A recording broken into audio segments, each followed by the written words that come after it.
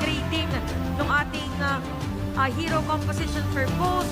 Early to mid-game potential, mataas yung sa side ng Aurora because of the Fanny. But we also have to consider that it is the Lucas of Caldizi. And now they're ready to take flight na nga lang din. Shine brighter or will the Falcons soar higher na nga lang din dito sa ating laban. It's going to be the first game ng ating match number 2. Do or die situation para dito sa lower bracket match. Kaya naman casters, kayo na muna. To Mobile Legends. At ito na nga ang bakbakan natin sa lower bracket. Is AURORA Gaming kontra Team Falcons. Magkikita na naman si Demon Kite and Kyle TZ. Kahapon, nakita niya si Carl. Ngayon naman, si Kyle. Ang dami niyang TZ na nasusubaybayan. Hindi lang yon. Isama mo na si Flap TZ with that Benedetta. Alam ko, yung Benedetta, hero mo yan eh. Oy, hindi naman sa pero idol ko kasi yung mga gumagamit ng ganyan eh. I think season 7, it was Edward, also Sanford at was a certain point in time. At ngayon naman si Flap TZ ang naglabas nito during the playoffs. Tsaka hindi ito yung lumang typical Bene Although nakakita ka ng naka-petrified dito si Flap TZ, naka-tank emblem. So, hybrid yung Benedetta niya. Kasi may dalawang school of thought for Benedetta. Meron kang sustain, o yung tank Bene, and then meron kang damage Bene. Pero si Flap, sabi niya, pagsamahin natin parehas. At dito natin makikita yung potential Thunderbelt build dito sa Benedetta. Sa pakiramdam ko, ito yung pang-ilang nila kay Yue on this feathered airstrike na pwede niyang ibato. Pero mamaya natin makikita yan. So far, pakiramdam ko mas mahirap pa rin na mag-survive around that Fanny in the early game. So if you are Team Falcons, gusto mong maging careful, gusto mong protektahan yung mga side laners mo. Surprisingly, careful nga din si Demon kahit sa mga pasok niya. Pero dito sa taas, yun ang target agad. Si Flap TZ at si Kyle TZ. Low na HP parehas, pero tinamaan ang Unleash the Beast. At sumabog doon sa damage. Wait a minute. Mukhang papasok pa ata si Yue dito. Pero hindi na niya makikita si Flap TZ. Available na ulit yung eye for an eye. Pero makakaktas naman ata si Few. Ogwen papasok muli. Pero magkakat na nga dito si Edward. At kailangan ng mga back. Si Renny J na ata yung susunod nila. Flicker is bird. Yue level 4. Tuloy-tuloy pa rin sa pagsugod ng Falcons. Grabe si Ogwen. Napauwi na si Renny J. At si Yue na pa-feathered airstrike pa. Si Edward naman yung target. At aatras na ngayon ang Falcons. Ang daya ng duo ng Team Falcons. Yan yung pag nakipagsapakan ka, lamang na lamang yung Valentina tsaka pati na rin yung Kalea. Kasi aside sa nagkakaroon ng HP mula sa Surge of Life, si Pew nag-e-enjoy siya. Kasi mas mataas ang kanyang XP, ang dami niya nakakuha ng levels, and pwede sila makipagsapakan kasi ang dami nilang ang dami nilang sustain. Oo, yung mga prolonged team fights talaga ata yung kailangan nilang tignan. If you are Team Falcons, for AURORA Gaming, mukhang malilate sila ng bagya dito sa first third of the game. Pero hindi naman kasi nagmamatter yon. If you are up against a chip, kahit late lahat, okay lang kasi pwedeng biglain. Team Falcons, sisimulan na ito pero may shortcut doon sa baba. Si Plutomic kahit pala yung gustong target, pero kinopya lang pala yun. Ito na yung original na shortcut. At mukhang madedelikado mga Falcons dito. Kyle TZ is gonna go down. 5 miyembro ng Aurora. Niliwanagan ang Falcons. Wow, timely Spear of Misery. Pero mukhang si Few na ata ang susunod nila. Si Yue na pitas. Flap TZ in trouble. Dodges the stun. It's a 3v2 scenario. At mukhang makakatakas naman na ang Team Falcons. Still, walang kumuha ng ating pagong. Mas pinili nilang magsugatan doon sa baba. Akala ko nga, itong game na to ay magiging labanan ng macro. Pero mukhang gusto nila dito is yung early advantage. Wala sila masyadong pake sa turtle. Lalo pat medyo snowball-based yung lineup na magkabilang side. O, teka lang may feathered airstrike na naman na binitawan sa middle lane. It's Pew ang naging target. Binuhat pa nila si Edward. That's the counter coming in from the Falcons. At yung turtle ay sinusundot-sundot lang ni Flap TZ. Wala pa rin gustong mag-commit. Pero itutuloy na ata ito ng Team Falcons. Renny J is in the vicinity. Demon Kite as well. Papasok na ata. Retry still is available. Pero masesecure ito ni Kyle. Si Kyle TZ pa rin ang makakakuha ng turtle. And after nun, biglang nagkulasan ang Team Falcons. Yep, kailangan maghintay ng mga proper timing. Hindi rin maka-invade dito yung Team Falcons considering na, again, wala yung retry. Even though walang retry, si Demon Kite nakakatakot din kasi yung idea na mag-force ka. ng 5v5 in the purple pit. So, for Team Falcons, relax lang muna sila. Hintayin nila yung next set of skills before they want to fight. Kasi okay lang din naman for Team Falcons na hindi sila nagmamadali. Kasi hawak nila dito yung Moscow. At ito na yung pinag-uusapan natin kanina, no, yung Thunder Belt locked in para kay Flap TZ. Magsa-stack na lang yan via the Sword Intent passive ng paulit-ulit. Kaya naman hinihintay siya ni Renny J dito. Di naman tatama yung dash, pero mukhang pipilitin niya. Masyado lang mabilis tumakbo si Chip. Hindi pinili ni Renny J na tawagin yung mga tropa para ito yung banatan. There goes the decision making coming in from the Hitman. At yan naman talaga yung importante, no? When you're the captain of this ship, or if you're the captain of Aurora Gaming, ayaw mong gumawa ng mga desisyon na pwedeng, sabihin na lang natin, mapahamak ang iyong mga kakampi. Especially in a crucial game like this, laglagan na ito at MSC ang usapan. Pero kung may 1v1 doon, Flap TZ. Sinubukan ni Demon Kite pero nakatakas pa naman. Si Flap TZ tinipihan pa. Sumalo ng mga turret damage si Demon Kite. Pero okay lang daw. Nabitin lang ang energy. Sabi niya, okay lang, wala namang tao dito eh.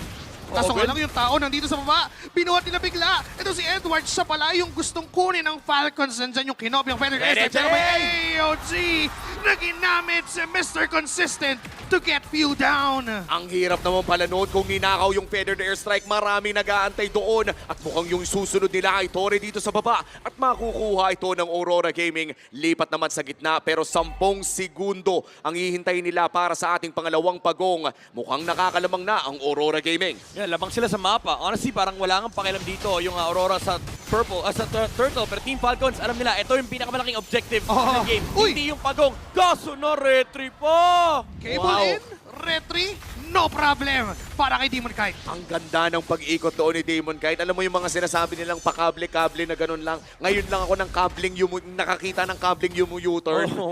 Biruin mo, hindi siya naglakad doon. Kung ako yun, nilakad ko na lang yun eh. Kung ako nga, baka hindi ako nakaabot dun. Baka namatay pa ako eh. Oo, kumaga si Demon Kite dito, talagang comfortable siya dito sa Fanny na madalas tinatanong natin kung kaya pa bang gamitin ni Demon Kite. And time again, pinapatunayan niya, guys, chillax na kayo, maganda mechanics ko. Pinapaalala lang talaga niya. At again, before pumasok sa professional play si Demon Kite, kilala talaga siyang assassin user. Pero pinasok ni Kyle! Si Kyle TZ, pinili niyang target. Etong si Yue, kaso doon sa turtle ay naipit silang lahat. Demon Kite at si Open pa nakakuha ng turtle doon. At diretso naman Aurora Gaming para bawian ang mga buhay ng team Falcons, Philippines, and Renny J finding Flap TZ on the back. Doming Kite nakatutok lang ng mga fire. Kaya dito kay Few, kaso nga lang, hindi na umabot yung damage.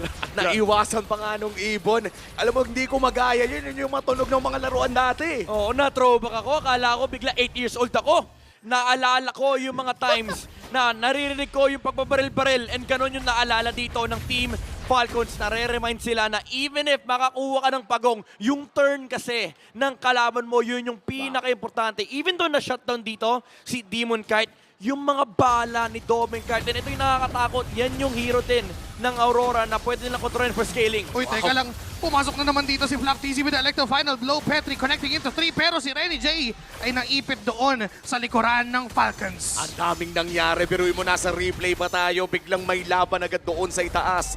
Ngayon na 8 minutes in na, lamang pa rin naman ang Aurora Gaming ng halos na 2,000. Silipin natin ang ating Infinix in-game equipment. Looking at this Fanny. Ito na yung Fanny na kaya ka talagang i-burst kahit full HP ka. Oo, yan yung idea eh. Yung parang basta sumilip dito yung Aurora, haharap ng target ni Demon Kite, burst.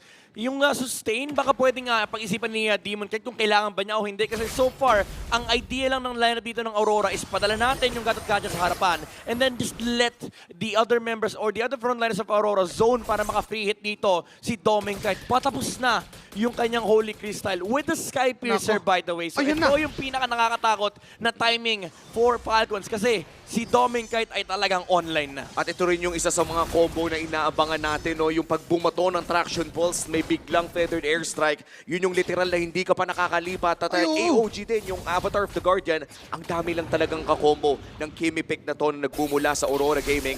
Mukhang naghanap pa nga na pwedeng patayin si Demon Kite doon. Sadly for Flap TZ, hindi na siya umabot sa kanyang torre pero makiklear pa naman niya yung mga minions. 9 minutes in at Aurora ngayon ang kumokontrol ng 60% ng ating mapa. Yeah, may karapatan sila kasi parang naalala ng Aurora na kahapon, ganito yung ginagawa nila sa Moscow of ni Kelra, even si Super Marco in this game, hindi siya pwedeng basta-basta lang magpakita doon sa opposite lane. Number 1 dahil may Fanny, number 2 dahil may chip din kasi. So yung macro advantage dito ng Team Falcons, basically 0.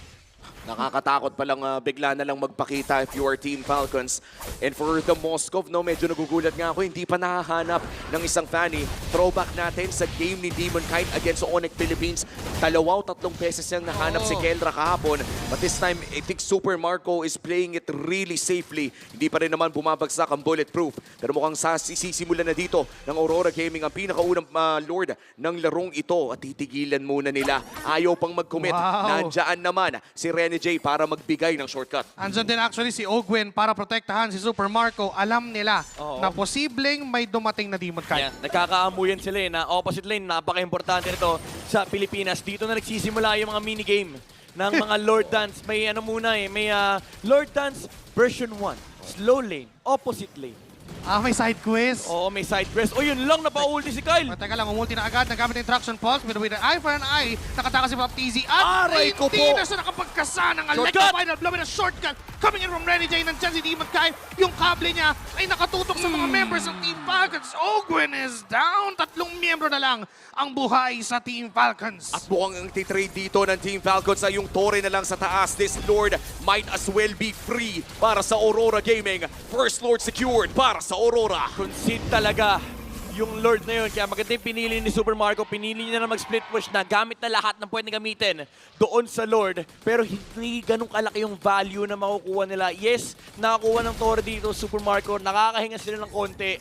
Pero papasok yung Lord. May mga holy defense pa naman. Pero yung long range nuke kasi, yung problema nila dito. Yung artilleries coming in from Doming Kite and even Yue, dun palang problema na eh. Oo, tsaka pag pumasok bigla with a conceal si Rene J, ang daming tools ng Aurora Gaming para biglain ang Team Falcons. Mukhang gagawin lang ng Team Falcons dito ay bumili lamang ng oras using this Benedetta and this Super Marco pick on the Moscow. May side lane pressure naman na pwede gawin pero ang pinakaunang kailangan ay dumepensa muna against this Lord. Holy defense is used here in the bottom lane at wala na nga ang Lord pero nandiyan pa rin ang Mega Minions. Pwede pa rin gamitin nila Doming Kite.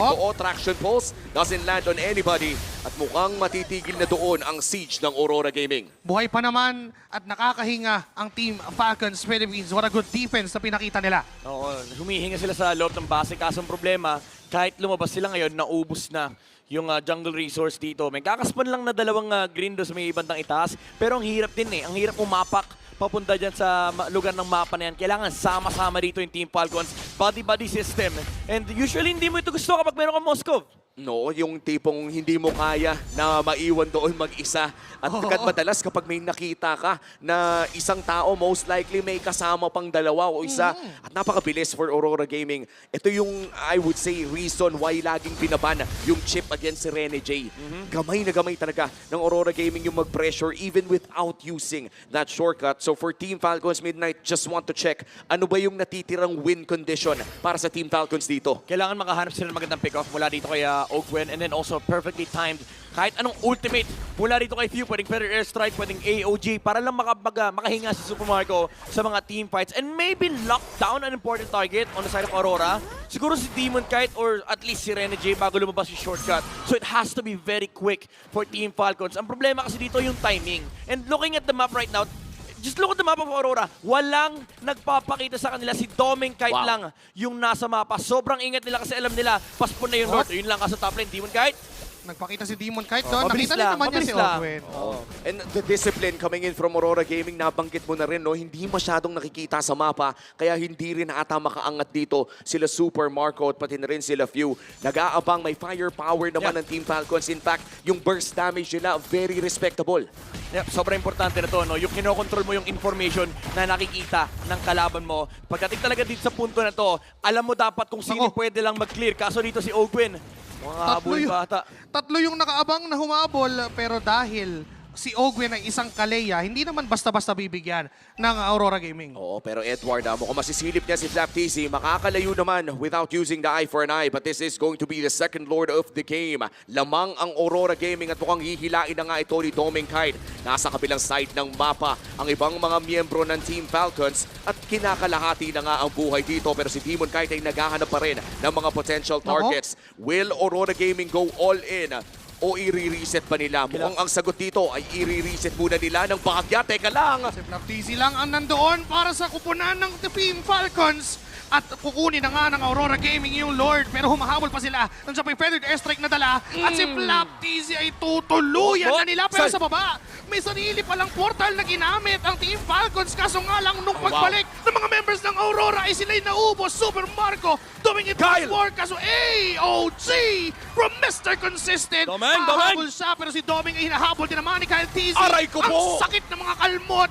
ang sakit naman ni Kurama. Kaso nga lang mag-isa ka na lang at tatlo pa yung Aurora. Pinag-iisa-isa ng mga members ng Aurora Gaming, and Kyle TZ will get another one. It's Yue falling down bago siya mamatay. That is a crucial outplay coming in from Kyle TZ. Nakakuha pa siya ng mga pang-wave clear sana ng Aurora Gaming, and that makes it so for Team Falcons na makakadepensa pa sila. Pero teka lang, nandiyan si Renny J, the shortcut! Isa na namang portal lang nila ba si Doming kay Petrify! Petrify na ginamit si TZ para mapigilan siya. Wow! Edward is there to finish the job. I like the final blow para makilin yung mga minion waves. Mapasok na rin ng mga members sa Team Falcons. Ogwin and Pew sumusubok na i-burst down yung Lord, pero nasaan yung damage? Nasaan yung damage? 30 seconds para dito kay Super Marco. 5 segundo naman para kay Kyle TZ. Nanakaw na naman dito ni View yung shortcut at wala pa namang babagsak na inhibitor turret. Kaya naman makakahinga pa if you are Team Falcons. What a great defense mula sa kanila, pero grabing tempo mula naman sa Aurora.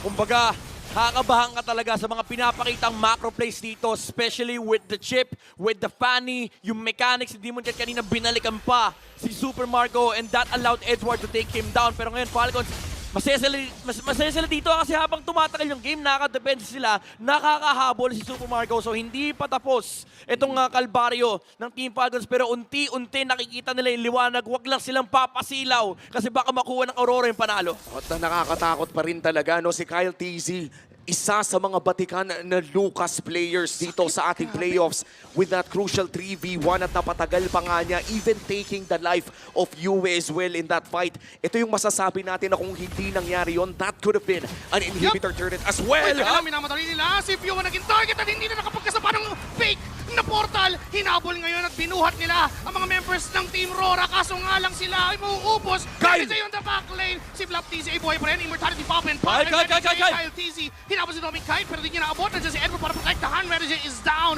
4 members. Wow! And an SOD coming in from Super Marco sa pool ng mga sibat. Kaso nga lang yung damage ay nasaan. Hindi na kaya tumagos. Edward, Doming Kite is gonna go down. Si Kyle TZ pa rin ang may kasalanan doon. Habol pa rin ang Falcons. The Falcons are here. Binuhat na naman si Edward.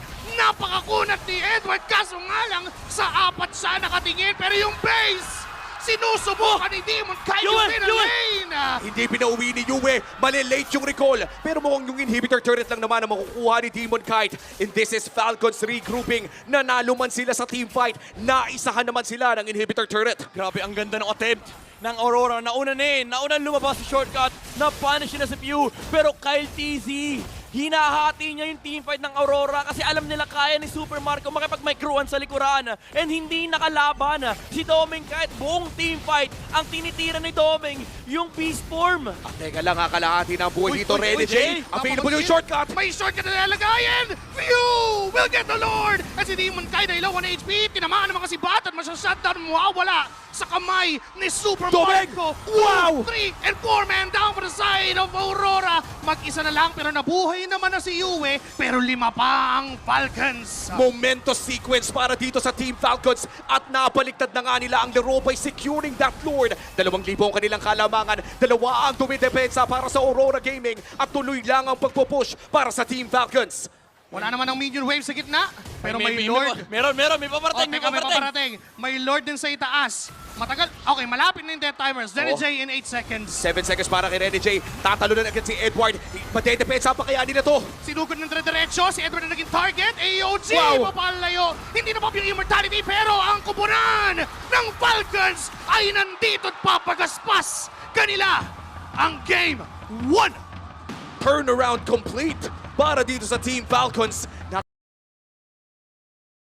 Ilan sa mga hero na nagamit nila for the playoffs. And now, as we lock and load the hero set para sa Aurora and even Team Falcons. Titindin natin for sure kung ano nga ba yung number game nila dito on to the potential.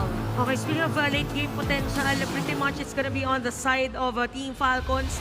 Pero early game, kayang-kaya naman ang Aurora with the Ling also.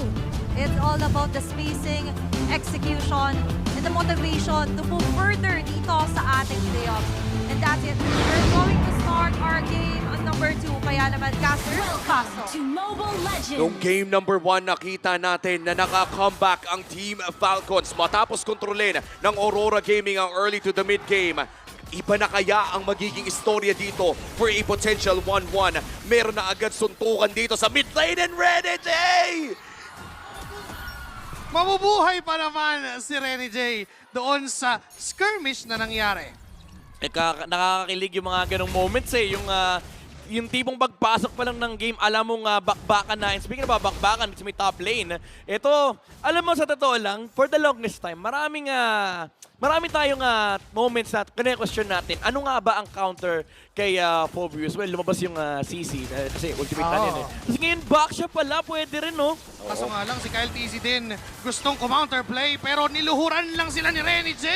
Ogwin sumubok for the counter, kaso nga lang aatras at mapapalayo lang ang Aurora. At mukhang mapapa-freeze na rin yung gold lane dito ni Super Marco. Great rotation mula dito sa Team Falcons. Nalulugi na agad dito si Doming Kite on this 1-1. Pero pwede pa naman bumawi for Aurora Gaming. Hindi pa naman level 4 yung Ling. Yeah, hindi pa ganun kalaki yung disadvantage na nabubuo dito. And ang ganda lang sa ginagawa ng Team Falcons is nalilimitahan yung capabilities ng Khalid. Kumbaga yung function ng ni Renegade sa early game ay nababawasan and also nabibigyan ng control yung Granger dito over the gold lane. Para hindi siya maging malaking problema pagdating ng level 4. Kasi honestly, for Team Falcons, there will be a period in their game na kailangan nilang samahan muna itong Hayabusa para ma-make sure lang nila na may enough momentum in the mid-game para magamit, ma-utilize nila yung timing para patabayin yung Granger.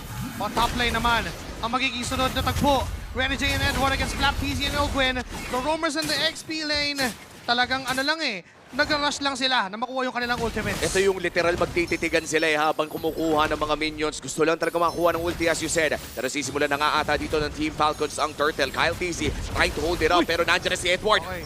Papasok ngayon si Demon Kite. That makes 4v4. First blood gamit ni Edward and si Kyle TZ pa rin makakakuha ng turtle na yon. At hindi pa tapos. Humahabol pa rin. Wow. It's Aurora Gaming trying to overextend. Pero pinapunish sila ng mga members ng Team Falcons now. Yung kanina naghahabol, sila naman ang hahabulin ngayon. And it's Edward na mawawala at babagsak for Aurora. And that's a winning trade para sa Team Falcons. Not only did they get the turtle, pero nakakuha din sila ng bonus na kill. Mukhang for Aurora Gaming, kailangan natang kumalma ng saglit. Nananakawan na rin dito si Demon Kite sa loob ng kanyang jungle. I'm actually surprised na pinilit ng Aurora na kunin yung pagong laban sa Team Falcons. Considering na ang lakas ng re-engage nila with the team fight, having that reload manipulation, yung multiple jumps mula kay Phobius, yung Dark Wave din, if Flaptiz kanina, napakaganda ng setup laban dito sa Aurora. And again, naiiwan yung Granger sa ibaba. Oo, dito yung Granger na to, no, kapag nakapag-farm, alam naman na natin kung anong kayang gawin ni Super Marco with a lot of gold. For the longest time, alam nating tahimik si Super Marco sa simula. But with that Sky Piercer na sunod na niyang ibibuild sa Hunter Strike na to, na most likely dadating in around 5 minutes or 6 minutes, doon natin ma-expect na lalaban na talaga sila. Pero Yue, Sumubok itong si Kyle TZ, kaso with the Crimson Beacon, with the shield na manggagaling doon, mabubuhay pa rin si Yue. Pero kabuntikan. ito na yung pressure na iiwas yung Aurora, no, na pagdating ng mid-game ay medyo maglalaro sila ng dodgeball laban sa Team Falcons kasi kailangan makahanap ng farm dito ni Demon Kite. Kaya sobrang importante dapat for Aurora na tingnan dito yung gold lane kasi similar to how Kyle TZ will play in the mid-game, maiiwan yung gold lane at some point. And in contrast to Team Falcons, okay lang yun kasi nag-perform yung Granger. Pagdating ng mid-game, for sure, sasama si Super Marco kasi dyan nalalabas yung Sky Fisher timing. oh, and this is mainly, I think, ginagawa din naman ng Aurora Gaming at some point, kaya rin nakaka-lead sila. Pinoprotektahan dito si Doming Kite para nga makapag-farm as you said, Midnight. And for Demon Kite, kailangan talaga ng oras ng Ling. It's not like Hayabusa na kapag nakuha na niya yung level 4 niya, go time na agad. Especially with the Hunter Strike or even the Sky Piercer, kung i-build nga niya yun, sisimulan na ng Falcons ang pangalawang pagong at papalag ang Aurora. Teka lang, kanina lamang sa numero ang Falcons pero nung sumama yung tatlo, making it a 4v4. Now, Kyle TZ with the shadows, raging salsa mula kay Ready J. And Ugi Shadow kill from the Ninja himself, kaso walang namatay doon. Wow. The Tempest of Blades ang target niya si Few, kaso nga lang muntika na rin ng buhay niya, and with all of that, si Flap TZ lang ang nawala. At mukhang mag-trade lamang ito ng Team Falcons para sa pagong. That's gonna be Flap TZ for the Turtle. Okay ba yung trade na ganun? Maganda yung kanya-kanyang target pero okay, kamuntigan si Doming Kite doon. Maganda yung yung attempt ng Aurora kasi bumaba kagad si Damon Kite. Kumbaga ang hinabol nila doon is kung makakahanap sila ng pick-off, and they did. Binuo sila lahat dito kaya Flap TZ. Yung Tempest of Blades ginamit kay Few habang naka-reload manipulation. Konti na lang patay na yung ink. So medyo kapos lang ang damage dito si Demon Kite pero balik din naman kagad sa farm. Bigla-bigla pa rin sumusugod. At sumusubok ang Team Falcons na i-dominate yung game. And with Kyle TZ, may shadow pa rin naman siya pabalik. Si Renny J, pinigilan lang ibang members ng Team Falcons na dumive doon sa mismong torre nila. Yung pala yung nakakatakot if you're Hayabusa na nakakabit sa isang backsha. Hinihintay ng backsha na lumabas ka out of your Ugi Shadow kill. Oo. Tapos gumugulong na siya. So automatic na stun. Yep. Lalo kapag minalas ka, yung huling tira, may tumama doon sa back siya, wala ka nang kawala doon. Lalo kapag wala kang shadow. And Aurora, sila pa ang unang nakakuha ng torre dito sa ibaba. May trade naman mangyayari sa may top lane, pero maganda yung ginagawa ng Aurora dito na minamatch nila yung pacing ng Team Falcons. Hindi ito yung farm na farm lang, pero yung farm ng Aurora nasa tamang side ng mapa. Oo, tsaka parang binibigyan din talaga nila ng magandang control around that river, which I think is very important, no? If you want to secure na hindi makakapag-snowball ng malakas ang Team Falcons. Again, that was already in almost 2,000 gold lead. Pero na-mitigate ito ng Aurora back to 1,000 just by playing safe. Hindi pa po nadadagdagan yung kills natin. 2-2 pa rin ang ating kill score. And I have to give it to Renny J. I mean, yung ginagawa niyang vision play doon sa river, hinahawakan lang niya. Paulit-ulit siya dyan sa may pixel bush na yan. And doon sa kabilang pixel bush naman, giving vision for the members of Aurora. And nagmumukhang mabagal yung laro ng Team Falcons, not because of the way they're just playing, pero since wala kasi sila makita sa mapa. Uy, teka lang, Kunsil. Teka lang, nandito yung mga members ng Aurora, handa pa na sila gumulong. Si Edward and the Tempest of Blaze ay naggamit na puwersa, pati naman yung Ugi Shadow kill, pero may real world manipulation dito kayo sa loob mismo ng parisukat. Kaso si Renny J ay napadasalan, napaluhod. Wow! Si Kyle TZ ay nakita ni Yue at hindi niya makikita at maaabot si Demon Kite. Oh, 2-for-1 trade lamang ang nakita natin doon. Si Edward lamang ang bumagsak for Aurora Gaming, and that further cuts the lead for Team Falcons. 300 na lang Midnight. Tsaka yung tempo na sinaset dito ni Demon Kite. Tatlong skirmish na yung pinuntahan niya, 3 beses kinilig yung Team Falcons, pero hindi pa rin tumutumba yung Ling. And requirement for Team Falcons, by the way, na makakuha ka ng momentum. But right now, Demon Kite is controlling the momentum here para sa late game nilang dalawa ni Doming Kite. Grabing pananay ko yung ginagawa ng Aurora Gaming dito as the game goes dead even. Sisimulan na ng Team Falcons ang panghuling pagong natin at nandiyan naman ang Aurora para mag-contest. Mukhang huling pagong ay sasayawin pa rin. Anong klaseng laro to? Talagang 5 na members sa Aurora yung nandito, and 3 naman para sa Team Falcons. Hindi pa din nila tinatantanan yung Turtle. Kinakalapit lang. Oy, dito ka sa amin. Pero mukhang ang magiging target ng parehas na kupunan ay mag-turn around kasi ito na pala yung laban. Pero si Kyle, busy pa din ang makakakuha ng Turtle. Kaso nga lang tumutuloy ang Aurora sa paghabol ng mga members ng Team Falcons. Tempest of Blades sa likuran at si Ogwen yung nakuha niya. Now it's the 1-2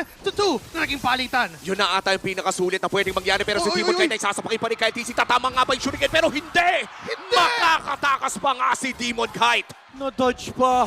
Napakaganda ng timing ng Defiant Sword. Kanina pa kinikilig yung Team Falcons. Si Kyle TC, isang kalabit na lang Kanya na yung kill. Pero ito, alam mo, Wumi, Joshi Kicks, ito yung magagandang Ling game Yung katulu-tuluan na ng buhay, living on the edge. 4 na beses siyang muntik mamatay. Di ba nakita natin na paulit-ulit siyang nabubuhay.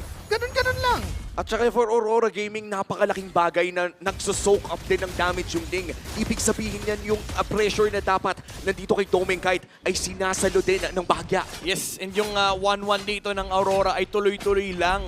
Yung pagkuha ng farm, tuloy-tuloy yung pag-pressure ng mga lanes kasama yung 4 na miyembro. And ito yung kinagandahan kapag gumagana yung lineup na ganitong composition, when you have heroes like Ling tapos 1-1, talagang parang ang pakiramdam is wala kang makukuha anything kapag hindi mabilis or hindi decisive laro ng Team Falcons. And ganun yung nangyayari dito na parang kailangan nila pumili ng target. Kaso, yung burst damage nila hindi pa ganun kataas, hindi pa ganun ka-reliable. Lalong medyo konti pa yung items dito ni Super Marco. So for Aurora, masayang-masaya sila sa state ng mapa ngayon. Kada naghahanap naman sila ng gulo.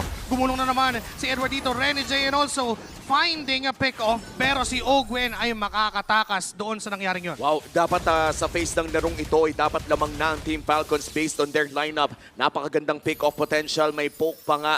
Pero for some reason, as you said, Midnight, nagagawa ng paraan ng Aurora Gaming. Yeah, hindi na nila basta-basta pwedeng i-force yung laban dito kasi yung ang gagawin lang ng Aurora is makikipaglambingan sila sa Team Falcons, especially with the Khalid in the backside na front line. Meron silang revitalize, may sariling healing mechanism dito si Rene J, and sisilip lang si Doming Kite tsaka si Demon Kite. Tapos mangzozone lang din si Yue. And ang nakaka-bad trip dyan, yung Team Falcons, kanina pinatunayan nila na kaya naman ni Flap Easy na humarap. Pero ngayon kasi parang hindi na kasi nagiging stacking mechanism na siya para sa crossbow of tanks. At nakakatakot yung crossbow of tank dito ni Doming Kite, no? Available, 3-0-1 with this Inspire as well. Tapos may Wind of Nature na, so pwede niyang tangkihin yung ultimate ni Kyle TC. teka lang. Papasok na agad. Kumonekta yung Shadow, doon naman gagaling kay Kyle TZ. Pero with the Wind of Nature ay makakasurvive si Doming Kite. Tuloy naman ngayon ang Aurora Gaming. Here comes the retaliation. The counterplay with the Tempest of Blades. Kaso not enough yung damage na binitawan niya. Ang ganda ng pagkakalatag ng RWM. It's not just even not enough damage, wala atang natamaan ng blades. Oo, sobrang pogi nilang dalawa doon kasi una sa lahat, ang bilis ng 4 blades. Pangalawa, si Kyle TZ, ginamit niya yung bush mechanic. Sabi niya, pre, nagliling din ako. Pag nagtago ako sa bush, hindi ako tatamaan yung Defiant Sword.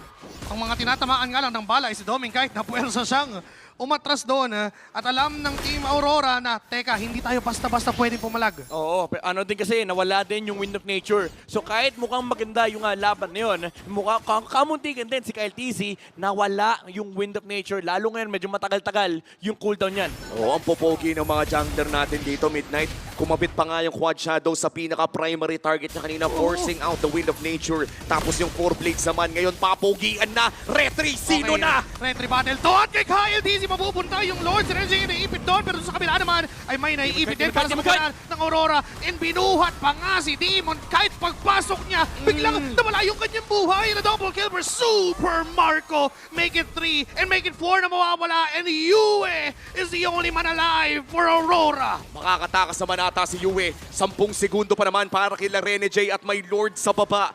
Defable naman ata if you are Aurora Gaming, pero kailangan gumawa ng oras. Kailangan ilayo ni Yue. Aabot pa si Rene J 2 seconds pero may minions sa gitna. Ang kupunan ng Team Falcons ay nasa match point na. Isang Lord lang ang ginamit dito ng Team Falcons. And away. Ang ganda ng pagkakapick dito, honestly, nung Lancelot. Kasi kaya niya defend yung sarili niya, madali lang din kumuha dito ng objective. May iwasan niya rin yung backshot just in case. Kaya kung mapansin niya, legitimate game potential, very high for Team Falcons, even for the latter portions of the game. Pero hindi natin pwedeng i-disregard yung double na damage per second heroes ng side ng Aurora with Kimi and even Beatrix. And nakita na nga natin, Lucas, it's going to be on the hands of Edward. Right now, papasok mo tayo onto the final game na nga ba?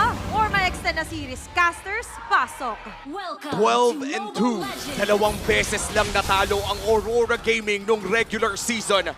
Pero ngayon, nandito na sila sa lower bracket in an elimination game against Team Falcons na hindi nakaisa sa kanila during the regular season. Pressure is on para sa Aurora Gaming. 2-0 ang score at isa na nga lang ang kailangan ng Falcons para kunin ang slot patungo sa lower bracket finals. At makikita naman natin na hindi naman ganun kabilis ang mga pangyayari unlike what we saw kanina. Yeah, ang nakakatakot lang dito is Team Falcons once again controlling the tempo of the draft.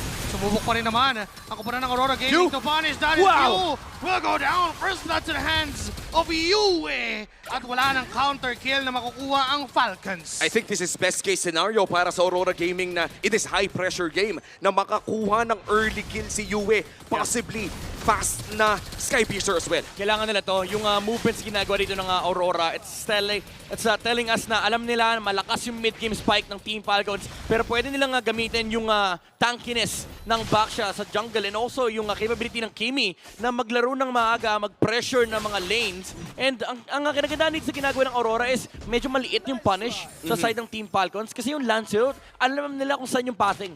At yung pathing ng Lancelot, no, medyo makikita mo naman, as you said, especially with the punctures na hindi naman nagkakaroon ng iframe apart from that, I would say, Thorn Throws. 10 seconds bago magsimula ang ating pinakaunang pagong. May maliit na kalamangan yung retry siguro dito ng Lancelot dahil kung nakakalimutan lang ng viewers natin, isa rin sa mga kinakatukutan na combo yung Thorn Throws retry. OG yan. Sumusubok pa rin si Yue na kuhanin yung aggro against kay Flap TZ para pigilan yung level 4. Oh no, flicker burnt here for Doming kahit nakita niya yung Lancelot pero mukhang dahil nakita yung Lancelot doon sa baba. Aurora Gaming, libre nga ba ang magiging pagong na ito? And yes sir, I think this is turtle secured para sa Aurora Gaming pero flicker ay na-burn para kay Doming Kite. Nakita yung orange. To invade ata dito.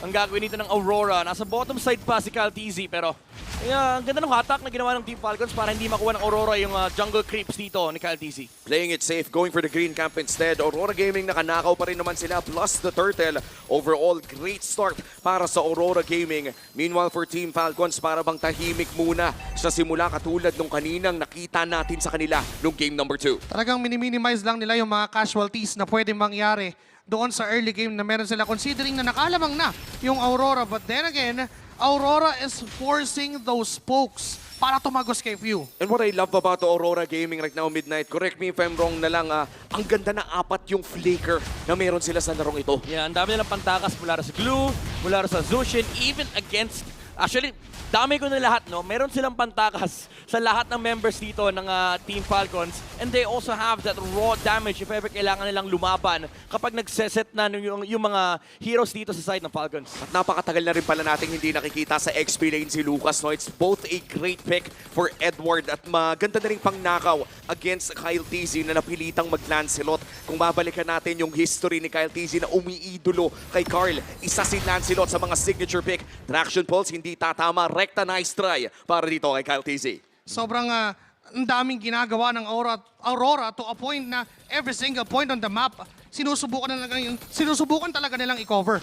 Yung pressure na ginagawa ni Demon Kite dito, pati na rin ni Yue na lagi silang nakaabante sa jungle side ng Team Falcons. Effectively nabibigyan ng malaking espasyo dito si Doming Kite. At yun ang gusto mo, if you're Aurora Gaming. Yes, this is an early power spike marksman in the hands of Doming Kite. Pero kung hindi naman agad makakakuha ng items na magbibigay ng damage in the possible Renner's Apathy or the Nibiru's Passion, kailangan talaga mabigyan muna ng spasyo dito si Doming Kite bago gumawa ng aksyon ang Aurora Gaming as the second turtle of the game spawns at sisimulan na nga agad ito ng Aurora at mukhang libre na naman nilang makukuha ito. Tinititigan lang ni Flap TZ habang kinukuha ng Aurora yung pagong para sa kanila. Tahimik ang vapor ng Team Falcons PH right now. Yeah, they opted to go for the trade kasi alam nila medyo mahihirapan sila labanan itong utility jungler ng Aurora.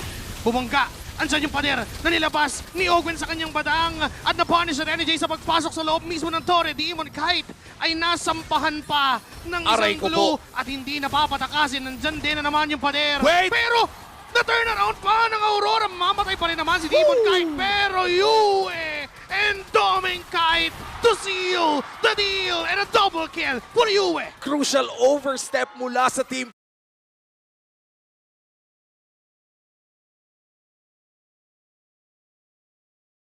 Falcons in the turnaround from Aurora Gaming. Snowball is real na para kay Yue. Alam mo, I was gonna say that dive from Aurora was unnecessary dito sa may bottom lane kasi punishable sila ng isang badang. Pero sobra din yung paglapit dito ng Falcons. Pero Renegade! It's the way of the dragon at nasipa si Kyle TZ pero tinahi. Pinirmahan ng air ng TZ Blade. Napakagandang pag-escape para doon sa Team Falcons. Mitigates the damage, but the damage has been done. Aurora Gaming dahil sa napakagandang mga rotations at counter-attacks. 2,000 na ang kanilang kalamangan as we enter the 6-minute mark. Ito yung masasabihan sila ng captain or ng coach nila na dapat nagre-relax lang kasi nakuha na nila yung punish nung na-lock in ni Ogwen yung members dito ng Aurora pero as you've said, they overstep their boundaries. Nandiyan na naman yung ultimate, the grab. May pader din, ilalabas si Ogwen. Si View naman, nakatutok lang ng kanyang lantern flare. And I guess wala pa rin mangyayari. It's still Renny J pressuring Kyle TZ doon sa kanyang orange buff. Nakakatakot din si Renny J kapag umaamba siya dahil alam mong anytime na kailangan niya ng angulo na Way of the Dragon, this is something na nilaro na talaga ni Renny J for the longest time as the last turtle of the game spawns. Yung huling dalawang pagong ay nakuha lamang ng libre ng Aurora Gaming.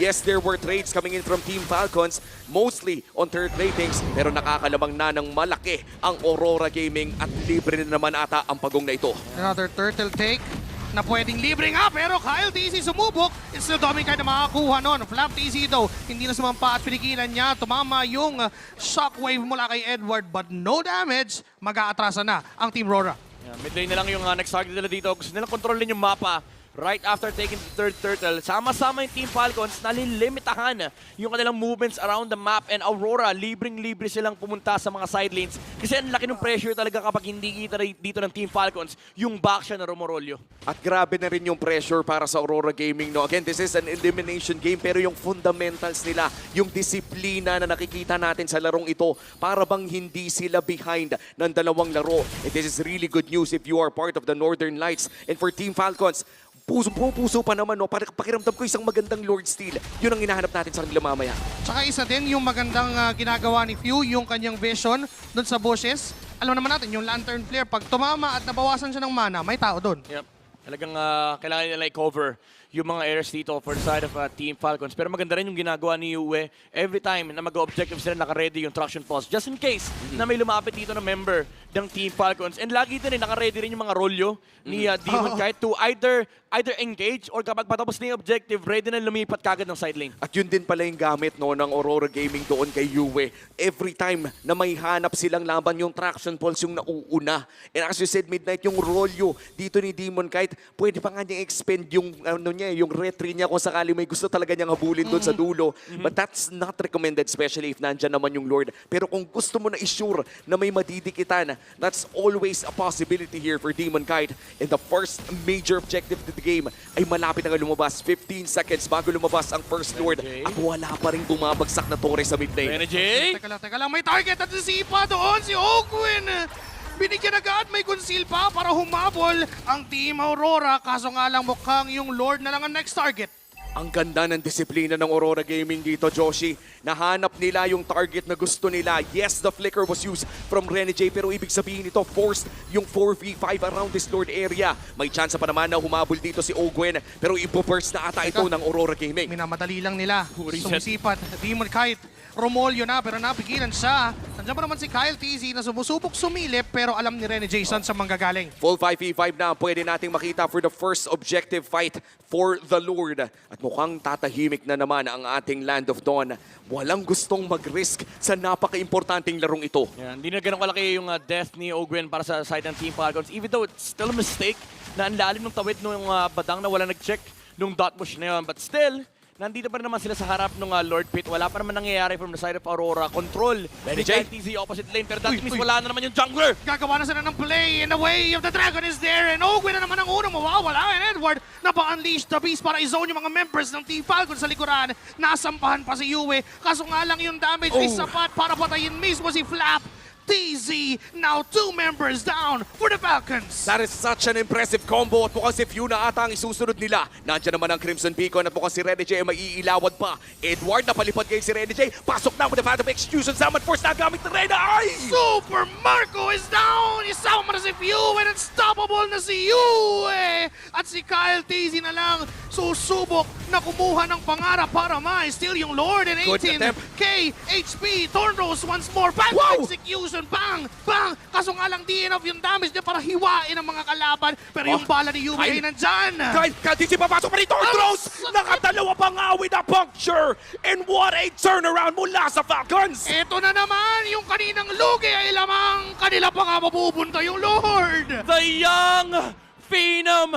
Pinirmahan ang Lord ng Aurora, naka-4 na reset, 4 na dash para manakaw ang chance mula sa Northern Lights. Pinag-usapan natin to kanina, isang magandang Lord Steal. Pero sabi ni Kyle TZ, hindi lang Lord Steal ang ibibigay namin, kundi panalong team fight din. Sobrang lupit nung ginawa ni Kyle TZ doon, napa-appear si Ogwen. Binitawan niya yung cellphone niya para i-appear yung jungler. Kasi ang ganda ng bawi, ang ganda ng call ng Aurora. Nakita nila si Kyle TZ sa may bottom lane, nag-turn kagad, classic Lord dance call. Kaso ang problema, bawal mo talagang i-force yung Lord kapag hindi mo nakikita yung jungle. And ang daming iniiwasan ni Kyle TZ, ang dami niyang dinasyan. And dahil nakabase yung laro dito ng Aurora na hindi nila pwedeng gawin yun, ang dami niyang nabibiling oras para sa Team Aray ko Falcons. po! Nahatak na traction ball si Few. At may sipa pa naman Wow! mula kay Renny Jane. Si Blaptisi na naman yung magiging target na. Pa-split-split na. At aalis pa na Super Marco ay sumayaw. Sa gilid at hindi siya nakapansin. And Shockwave Blast. Not enough para patayin si Few. That was a great engage mula kay Renny J. Pero saan nadali ang Aurora? Ang kulang yung, alam mo parang yung commitment nila medyo kapos. Lalo pat gluten, yung sinusubukan nilang patayin. Nung pumasok dito si Kyle TZ, nasaktan din sila nung Thorn Rose, kaya hindi sila makapagpit na sobra-sobra. And may summon force pa si Super Marco. Wait a minute. Medyo malalim ang ginagawa dito ng Team Falcons pero mukhang hindi na nila itutuloy pa. Kanina ay lamang na ang Aurora Gaming. Almost a 4,000 gold lead.